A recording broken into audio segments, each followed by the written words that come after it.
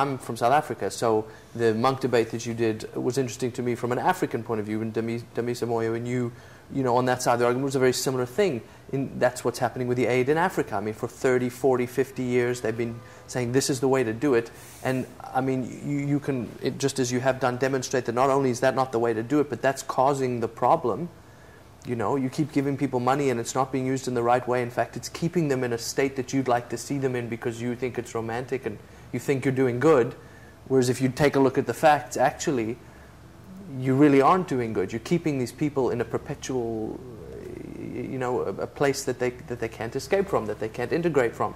And I guess her and your answer to that is you've got to treat them like you treat the French and the Danes and the you know, you've got to give them property rights and you've got to give them a way to get to enjoy the fruits of modern life like we do. Well, what you've got to do is give them the full menu. You know, I don't think any of us have really got our hands completely around the whole thing. What I'm telling you is because wherever I've been to, I've seen that nobody, in most cases I've seen, nobody's forced these people to go to the cities. Yes, of course, sometimes there's war, there's tribal and racial strife, and people go to the cities for refugees. But generally speaking, there's a move towards urbanization, and the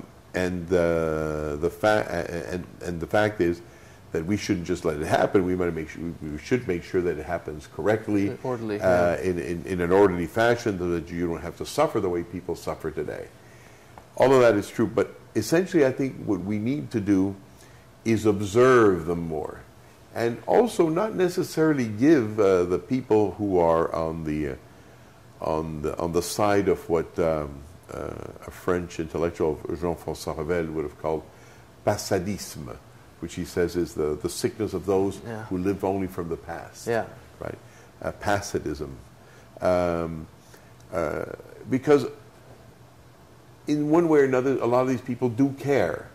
While a lot of the people who do believe in market economies and the modern part don't really care about poor people. Yeah. So you've got to try and find a consensus somewhere there of what's actually happening and getting the numbers down, and finding out where these people want to go, and also not forget that in some cases some people want them to migrate because they want to get into their lands and take a lot of the wealth without sharing it. So the other side is also There's true. also bad people on the other side. There's also bad people on the so-called right, who really don't care about what happens to them. But in terms of finding out what poor people have to do, it's a good idea to figure out what they're doing today. And what they're doing today means looking carefully at their day-to-day life. And we think we have an advantage regarding that because none of us works in my organization alone. We go out and pick up numbers massively. In other words, our team, for example, in Tanzania was 975 strong. In other words, before I got there, I remember getting the criticism of about 3 or 4 anthropologists who were, of course, not Tanzanians, they were British, and saying, this man's going to come in and we know what he's thinking already before he even got in.